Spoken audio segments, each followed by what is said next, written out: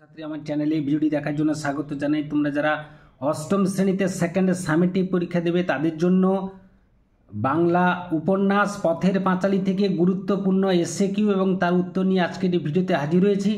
আশা করি ভিডিওটি শুরু থেকে শেষ পর্যন্ত মনোযোগ সহকারে দেখবে, তাতে অনেক উপকৃত হবে। তো চলো এবার শুরু করা যাক। প্রথম প্রশ্নে যাওয়ার আগে একটা কথা বলে রাখি যে আমাদের এবারের যে সিলেবাস, সেই সিলেবাসে কিন্তু সহায়ক পাঠ অর্থাৎ পথের পাঁচালী থেকে এসএকিউ প্রশ্ন আসবে 4টা, 1 মার্ক করে 4 মার্ক, আর সেই সঙ্গে 3 মার্কের প্রশ্ন আসবে 2টো, 3 দুনে 6, অর্থাৎ টোটাল 10 মার্কের প্রশ্ন আসবে পথের পাঁচালী থেকে। তা আজকের ভিডিওতে আমি তোমাদের সামনে উপস্থাপন করব এসএকিউ প্রশ্ন এবং তার উত্তর। এই প্রশ্নগুলো পড়লে অবশ্যই তোমরা পরীক্ষায় কমন পাবে। তো চলে এবার আমরা শুরু করি। একের দাগে প্রশ্ন, অপু কার সঙ্গে প্রথম গ্রামের বাইরে পা দিয়েছিল? অপু তার বাবা হরিহরের সঙ্গে প্রথম গ্রামের বাইরে পা দিয়েছিল। 2-এর দাগে প্রশ্ন, হরিহর কোন শিষ্যের বাড়ি গিয়েছিলেন?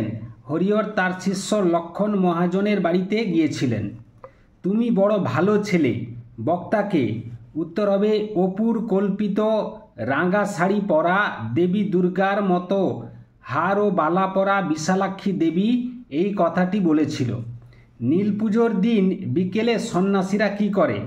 উত্তর হবে নীল পুজোর দিন বিকেলে সন্ন্যাসীরা একটা ছোট খেজুর গাছে কাঁটা ভাঙে। শূন্য মার্গে বিচরণ করার পদ্ধতি অপু কোথায় পড়েছিল? অপু তার পিতার সর্বদর্শন সংগ্রহ নামক একটি বইতে পড়েছিল।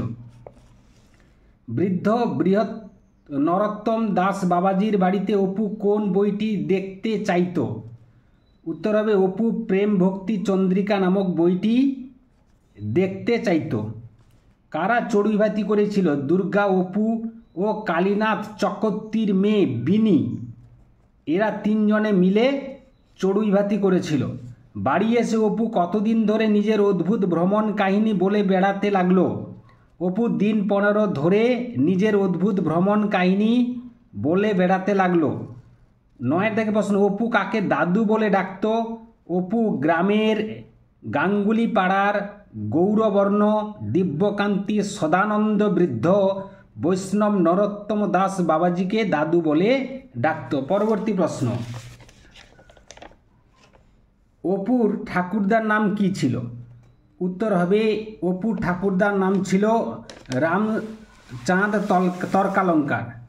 অপুর ঠাকুরদার নাম ছিল রামচাঁদ তর্কালঙ্কার। গ্রামের বিশালাক্ষী দেবীকে প্রথম কে দেখেছিল? স্বরূপ চক্রবর্তী গ্রামের বিশালাক্ষী দেবীকে প্রথম দেখেছিল।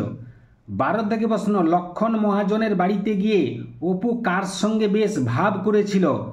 অমলা বলে একটি মেয়ের সঙ্গে অপুর বেশ ভাব হয়েছিল লক্ষণ মহাজনের বাড়িতে গিয়ে। কি উপলক্ষে নিশ্চিন্দিপুরে যাত্রার আসর বসেছিল? বারোয়ারি চড়ক পূজা উপলক্ষে নিশ্চিন্দিপুরে যাত্রার আসর বসেছিল। পেঁড়া কি?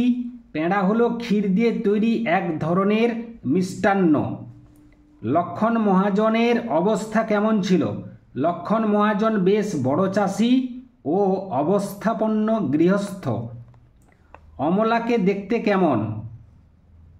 বা ঘুরিয়ে প্রশ্ন আসতে পারে, বয়স তার দিদির মতো।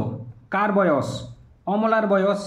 অর্থাৎ অমলার গায়ের রং ছিল টকটকে ফর্সা, চোখ দুটি ছিল বড় বড়, মুখখানিও সুন্দর ছিল।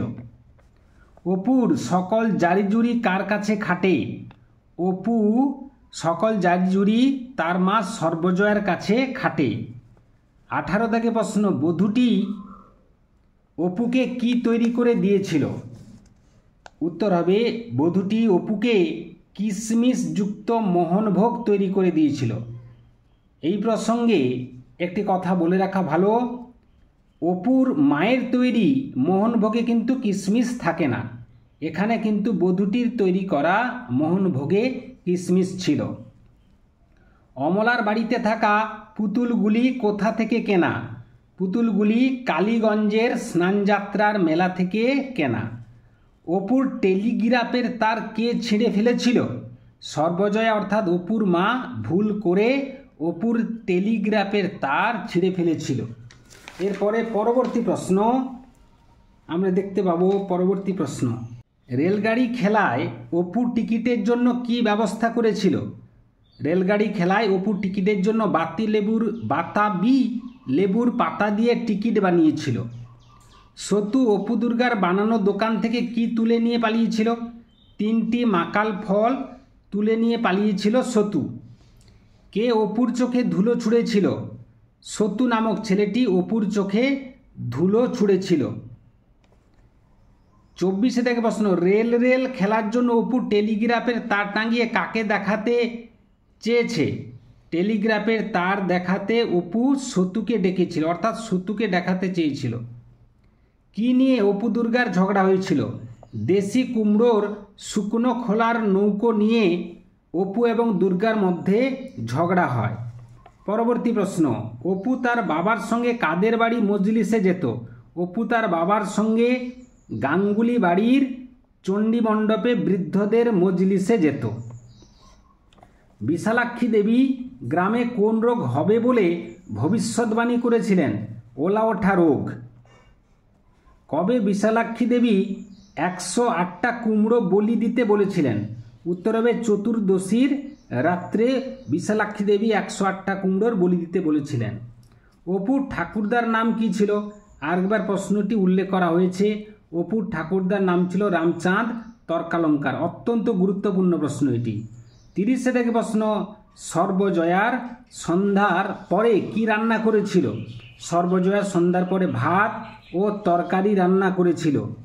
অপু যষ্টি মধু ভেবে কি খেয়েছিল? অপু যষ্টি মধু ভেবে পোস্ত দানা খেয়েছিল। পরবর্তী প্রশ্ন 32 থেকে, দুর্গা পাতালকোঁড়গুলিকে কি ভেবেছিল? দুর্গা পাতালকোঁড়গুলিকে ব্যাঙের ছাতা ভেবেছিল। পুজো আসতে আর কতদিন বাকি ছিল? পুজো আসতে আর 22 দিন বাকি ছিল। অপু কাদের বাড়িতে যষ্টিমধু ভেবে পোস্তদানা খেয়েছিল? অপু রাজিদের বাড়িতে যষ্টিমধু ভেবে পোস্তদানা খেয়েছিল। যা, তাহলে তোর সঙ্গে আড়ি করব। কে কাকে বলেছিল? কেন আড়ি করবে বলেছিল? প্রথম প্রশ্নের উত্তর, অপু দুর্গাকে প্রশ্ন উদ্ধৃত কথাটি বলেছিল। দ্বিতীয় প্রশ্নের উত্তর, রাজিদের বাড়িতে অপু পোস্তদানাকে যষ্টিমধু ভেবে খেয়েছিল। তার এই বোকামির ঘটনাটি দিদি দুর্গা মাকে জানাতে চাইলে সে অর্থাৎ অপু দিদির সঙ্গে আড়ি করতে চেয়েছিল। 36 থেকে প্রশ্ন, অপু কোথায় কড়ি খেলতে গেছিল? অপু জেলে পাড়ায় কড়ি খেলতে গেছিল। 37 থেকে প্রশ্ন, বঙ্কা কি করছিল? বঙ্কা পেয়ারা তলায় বাখারি চাঁচ ছিল। রামচরণ জেলের ছেলের নাম কি ছিল? হৃদয়। রামচরণ জেলের ছেলের নাম ছিল হৃদয়। তেঁতুলতলায় কি খেলা হচ্ছিল? তেঁতুলতলায় কড়ি খেলা হচ্ছিল। পটু কোন পাড়ার ছেলে ছিল? পটু ব্রাহ্মণ পাড়ার ছেলে ছিল। 41 থেকে প্রশ্ন, অপু পটুকে প্রথম কোথায় দেখে? অপু পটুকে প্রথম প্রসন্ন গুরু মহাশয়ের পাঠশালায় দেখেছিল। পরবর্তী প্রশ্ন, অপুর সমস্ত গোপন কথা কে জানে? অপুর সমস্ত কথা তার দিদি দুর্গা জানে, অর্থাৎ অপুর দিদি দুর্গা অপুর সমস্ত গোপন কথা জানে। লাস্ট প্রশ্ন, অপুকে শকুনের ডিম কে এনে দিয়েছিল? অপুকে শকুনের ডিম এনে দিয়েছিল রাখাল। এই ছিল আজকের ভিডিও। আশা করি ভিডিওটি ভালো লেগেছে। লাগলে অবশ্যই একটা লাইক করে দাও, শেয়ার করে দাও। চ্যানেলে নতুন হয়ে থাকলে চ্যানেলটি অবশ্যই সাবস্ক্রাইব করে চ্যানেলের পাশে থাকো। ভিডিওর পরবর্তী অংশ 2-1 দিনের মধ্যেই পোস্ট করা হবে।